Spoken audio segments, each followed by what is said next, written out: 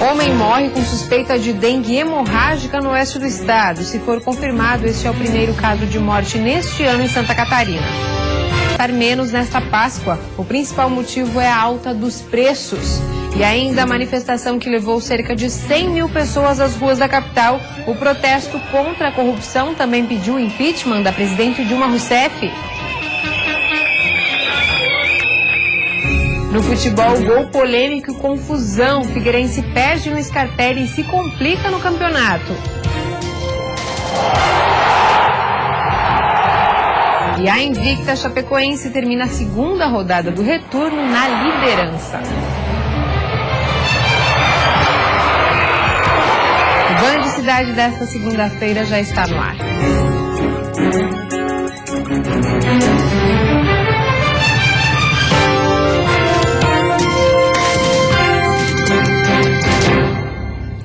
Olá, boa noite.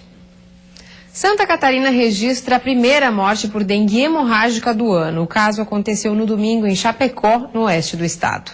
A primeira vítima fatal da doença foi um homem de 37 anos. A confirmação foi feita pela assessoria da Unimed. A morte ocorreu por volta do meio-dia de domingo, em Chapecó. A Secretaria de Saúde ainda aguarda o resultado de testes oficiais para confirmar a primeira morte por dengue hemorrágica neste ano. Alisson Clã era professor do curso de administração da Universidade Uno Chapecó. Ele estava internado no hospital regional da cidade e após 3 paradas cardíacas foi transferido para o hospital da Unimed, onde não resistiu. Segundo a Secretaria de Saúde, a vítima contraiu a doença dentro do município. Para essa coordenadora do programa da dengue, o caso serve como alerta para a população, principalmente para aquelas pessoas que já foram diagnosticadas com a doença. Quando a pessoa ela já teve um caso de dengue, o organismo ele vai ficar mais debilitado, né, devido a essa primeira manifestação. Então a chance da pessoa ter uma dengue hemorrágica, ela aumenta. Em Santa Catarina já passam de 1.000 os casos confirmados de dengue neste ano. A situação mais preocupante segue em Pinhalzinho, no oeste, com 725 casos contraídos no município. Até agora, 28 cidades catarinenses são consideradas infestadas pelo mosquito Aedes aegypti.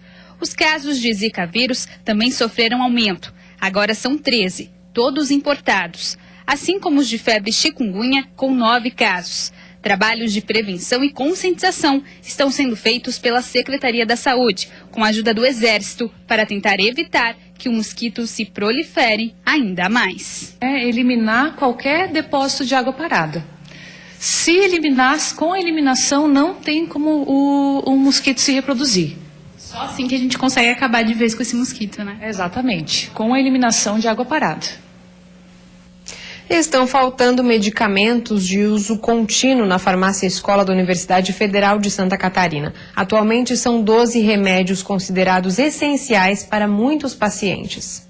Marcos tem 57 anos e há 10 fez um transplante de fígado. Por isso, ele precisa tomar 3 comprimidos de ciclosporina por dia. Remédio que ajuda a garantir que o órgão não seja rejeitado pelo seu corpo.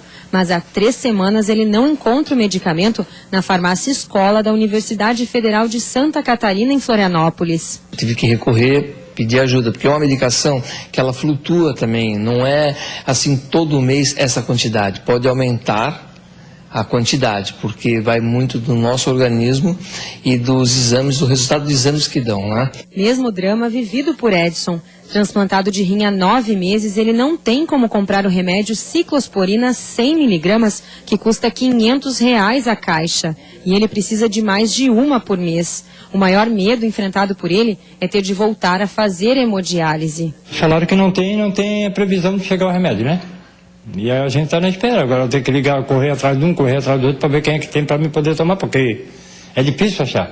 Os 2 têm o direito de receber remédios do governo gratuitamente, mas estão tendo que arcar com as despesas ou então contar com ajuda para não interromper o tratamento. Diariamente, a Associação dos Parceiros Renais acompanha a situação de dezenas de pacientes que estão passando pela mesma dificuldade. Santa Catarina é referência de transplante, e enquanto que o governo do estado não compra a medicação para o transplantado. Então, quer dizer, é um contraponto, né? Você faz captação e doação de órgãos, a gente faz campanhas, enquanto que o Estado, que a gente precisa da medicação, não nos fornece. Nossa equipe entrou em contato com a Secretaria Estadual de Saúde, que através de nota afirmou que a empresa responsável pela produção da ciclosporina 25 miligramas já foi notificada e tem até sexta-feira para fazer a entrega do medicamento no centro de distribuição do estado. Na entrada da farmácia escola há um cartaz com uma lista de 12 medicamentos que estão em falta. O local funciona por meio de um convênio entre a Secretaria de Saúde de Florianópolis e a UFSC, mas todo o abastecimento é responsabilidade da Secretaria Estadual de Saúde. Alguns medicamentos são comprados pelo Estado e outros pelo Ministério da Saúde. E os remédios vão ficar mais caros em todo o Brasil a partir do dia 31 deste mês. O aumento publicado hoje no Diário Oficial vai ser de 5,5% em média. Mesmo assim, a Associação Brasileira da Indústria Farmacêutica criticou o aumento, alegando que ele é insuficiente para cobrir a alta dos custos. O reajuste vai atingir cerca de 20 mil apresentações de medicamentos. Depois da assembleia realizada hoje, os servidores municipais de Florianópolis decidiram manter a greve.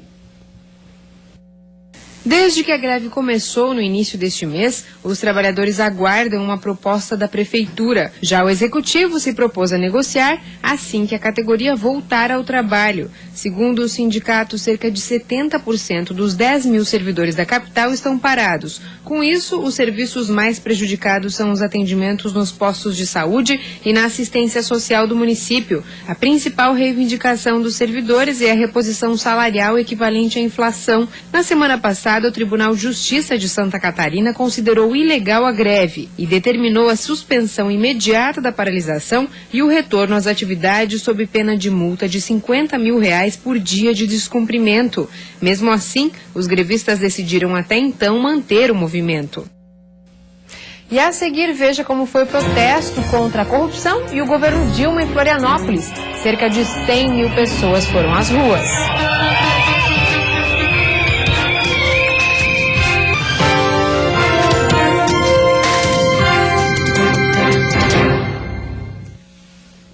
Em Florianópolis, de acordo com o Movimento Brasil Livre, 100 mil pessoas foram às ruas para protestar neste domingo. Para a Polícia Militar, 95 mil pessoas estiveram na Avenida Beira-Mar Norte pedindo o impeachment da presidente Dilma Rousseff.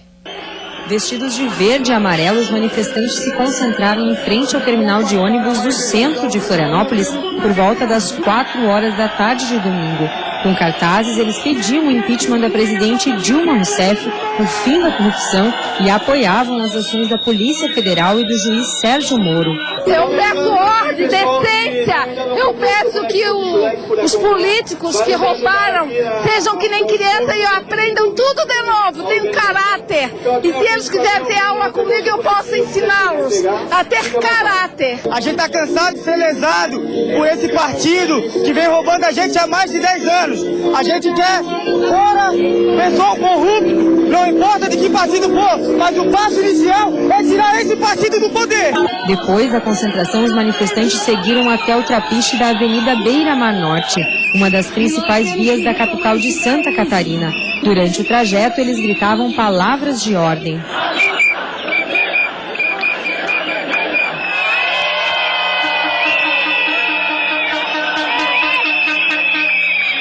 Pessoas de todas as idades seguiram os aproximadamente 3 quilômetros de caminhada, acompanhadas de 4 carros de som. Famílias com crianças pequenas, jovens e idosos manifestavam sua insatisfação com a corrupção e com o governo do PT. Eu quero que esses políticos realmente governem o Brasil em favor do povo brasileiro e não só pensando no bolso deles. A gente lutou tanto para ter essa democracia e hoje a gente está praticamente preso e a gente quer isso, quer liberdade, quer democracia no nosso país. Parem com essa impunidade que está acontecendo aí, essa roubalheira, esse pessoal do PT saia do poder. Segundo os organizadores, 100 mil pessoas participaram do protesto, que foi considerado o maior realizado até agora no estado. Conforme a Polícia Militar, foram 95 mil pessoas.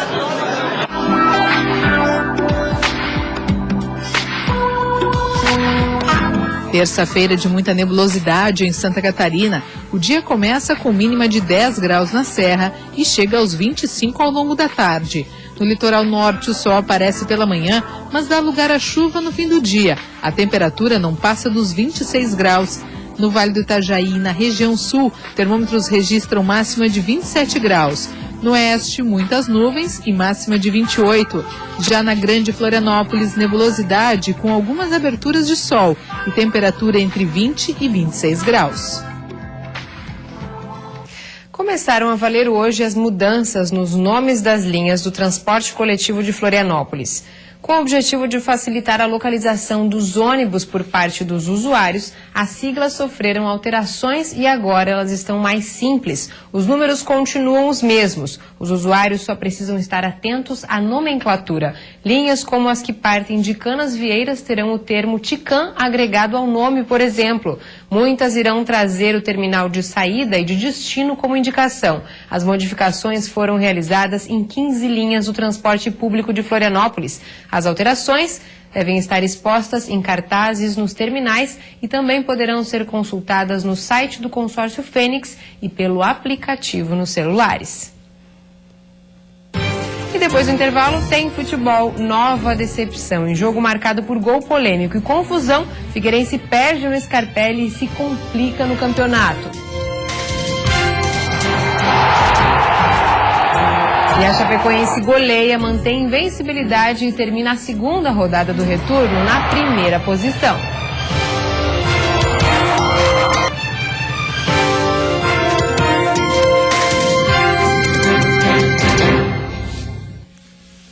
Futebol com gol polêmico e confusão em campo, o Figueirense perdeu novamente, desta vez para o Joinville em pleno Scarpelli.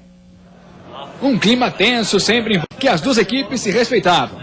A marcação era forte do lado do Figueira. Nessa aí, logo no comecinho do jogo, o William Paulista pediu pênalti, mas o juiz mandou seguir. Só que esse lance aí, Sandro Mirahit achou que foi falta sim. E foi na cobrança dessa falta que a polêmica começou. Juninho foi pra bola e houve um desvio no meio do caminho. Bruno Aguiar, à frente da zaga, voltou pra dentro de cabeça. O auxiliar levantou a bandeira e inicialmente Sandro Mirahit deu o impedimento. Mas depois de conversar com o bandeira, ele concluiu que o toque no meio do caminho foi do jogador alvinegro. Aí, validou o gol. Muita reclamação alvinegra, mas não tinha o que fazer. 1-0 Joinville. A solução para o Furacão era sacudir a poeira e reagir rápido, mas a verdade é que o Figueira sentiu o gol. Aí, 5 minutos depois, veio mais um golpe. Naldo tirou o marcador e viu o Cadu se aproximando. Cadu fez tudo certo, escolheu o canto e correu para o abraço. 2-0 tricolor. O desespero tomou conta do Figueirense e o time demorou a produzir alguma coisa. Nessa aí, Dodô cruzou e Everton Santos tentou de cabeça. Aos poucos a pressão foi crescendo. Carlos Alberto bateu colocado nessa falta, mas faltou força. Aí apareceu a melhor chance. Cabeceio de Dudu, desviou na zaga, bola na trave e no chão.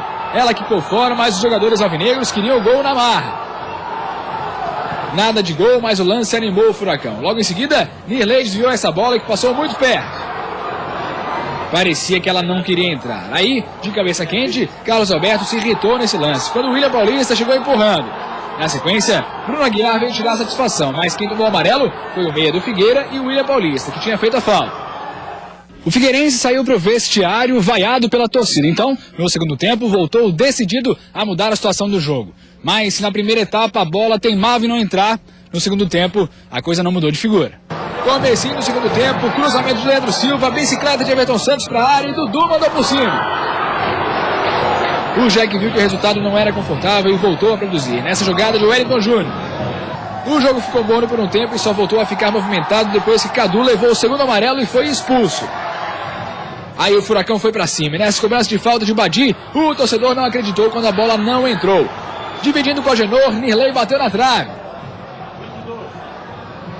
Mesmo com um a menos, o Jack queria aproveitar as oportunidades. Zinaldo tentou de longe. Aí os dois times pararam um pouco de criar, até que aos 42 saiu o gol alvinegro. Ele, Carlos, lançou o Hermel e de cabeça ele diminuiu.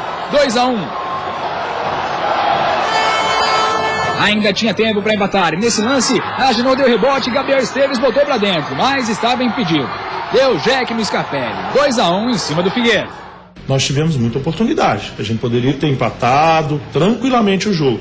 para mim seria o resultado menos injusto. Então vencemos, mas volto a dizer para você, tem que tirar a cabeça agora, analisar o que aconteceu aqui e continuar evoluindo, porque eu acredito que o Joinville pode render mais do que rendeu aqui hoje. O outro time da capital também decepcionou a torcida. O Avaí foi goleado pelo Metropolitano em Blumenau. O Metropolitano abriu o placar com um gol de oportunismo. Rafinha, no segundo pau, dominou e mandou ela para a rede. O segundo do Metrô saiu pelo alto. Cruzamento de Iago e Diego Souza completou bonito. Ainda na primeira etapa, o Metrô fez mais um. Tiaguinho deixou o Braga sentado, invadiu a área e mandou pro gol. O segundo tempo começou agitado. 30 segundos de jogo e o árbitro marcou pênalti nesse lance. Peu cobrou, Renan defendeu e no rebote Tiaguinho também parou no goleiro havaiano. A defesa do pênalti acordou o Avaí, que esboçou uma reação. Lucas Fernandes, aos 9 minutos, diminuiu o placar.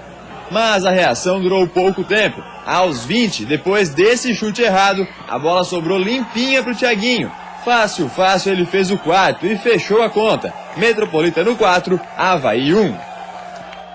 A Chapecoense goleou o Camboriú e terminou a segunda rodada do retorno em primeiro lugar. É o único time invicto no campeonato. Em Chapecó, Johan abriu o placar batendo o colocado, 1-0. E ele de novo, Johan ampliou, golaço de bicicleta. Com um toquinho por baixo, o Kempis fez o terceiro em cima do Gambura. E de peixinho, Lucas Gomes fez o quarto. Fim de jogo, Chapecoense 4, Camboriú 0. E o Criciúma também se juntou aos times com 2 vitórias no segundo turno. E o Internacional venceu a primeira. O Heriberto Wilson, Elvis cruzou e Bruno Lopes de cabeça fez o único gol da partida. O Tigre, com 2 vitórias no retorno, está na terceira colocação.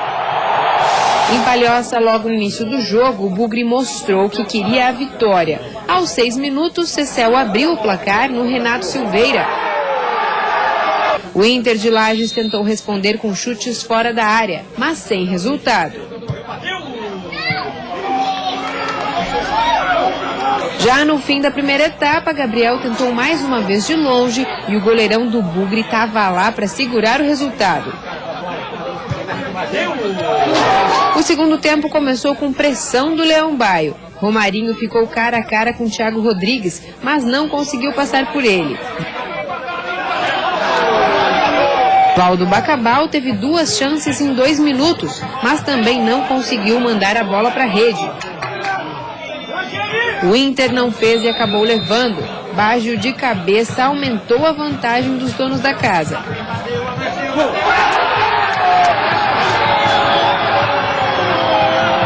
Já nos últimos 10 minutos de jogo, um pênalti para cada lado. Aos 35, o árbitro deu mão na bola dentro da área do Inter.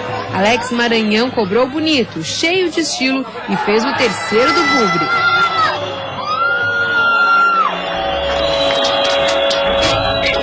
No último minuto do jogo, o Valdo Bacabal foi derrubado na área e o juizão marcou o pênalti. Gustavo cobrou, Thiago Rodrigues defendeu, mas no rebote, Gustavo mandou ela para o fundo do gol. Final de jogo, Guarani 3, Inter de Lages 1. Aquilo que eu digo, criou, tem que fazer. Nesses jogos decisivos, como o de hoje, fomos felizes, criamos as situações e acabamos sendo felizes com a concretização. Se eu falar para você que ninguém correu, que o time jogou mal, acho que eu estou mentindo. Eu acho que nós tivemos muitas oportunidades de gol para virar, nós não conseguimos. Agora, o que importa agora é tentar quebrar esse ciclo de derrota e passar a ganhar novamente. E a seguir, Páscoa mais modesta. Moradores de Florianópolis devem gastar menos do que o ano passado. Ainda a procissão do Senhor dos Passos levou 40 mil fiéis às ruas da capital neste fim de semana.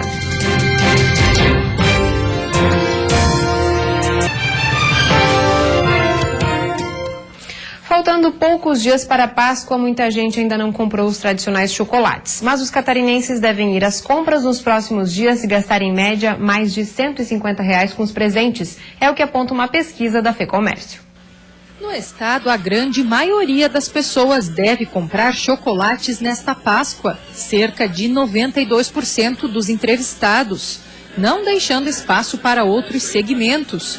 Mas a opção quanto ao formato está bem equilibrada.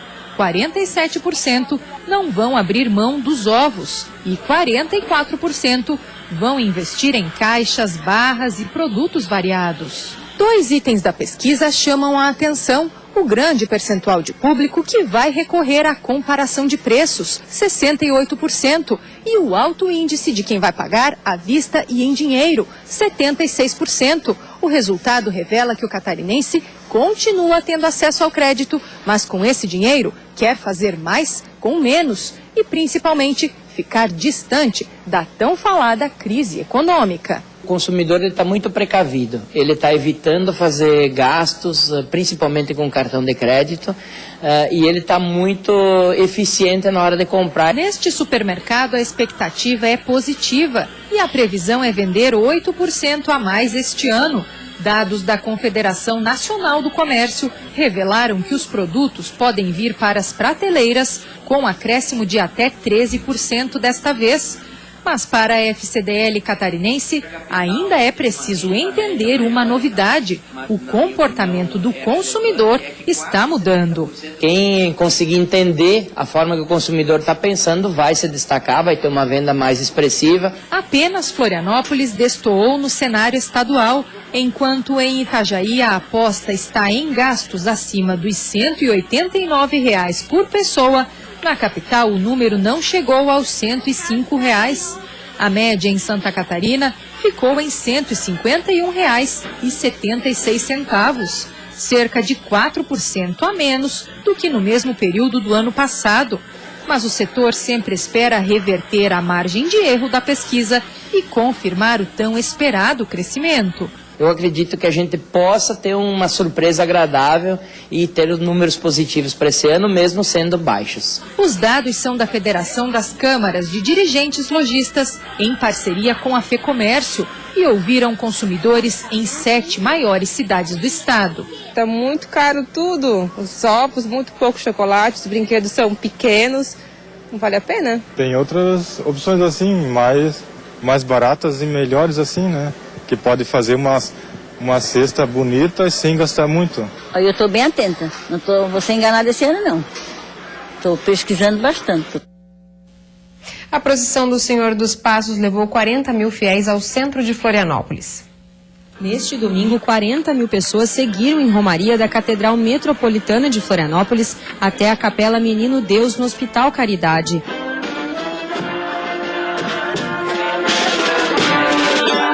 O centro da cidade foi tomado por demonstrações de fé. Cantando e rezando, os cristãos de todas as idades percorreram o trajeto decorado com os tradicionais tapetes, confeccionados com sementes, flores e cores. Em minha vida faltará.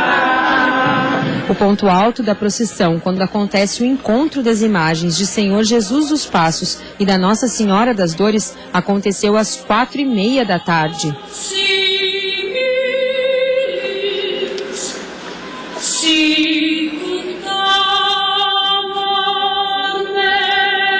A procissão é o principal evento religioso de Florianópolis e é tombada como patrimônio imaterial e cultural de Santa Catarina desde 2006. Neste ano foi acompanhada por uma equipe do Instituto do Patrimônio Histórico e Artístico Nacional para conseguir o registro como patrimônio cultural brasileiro.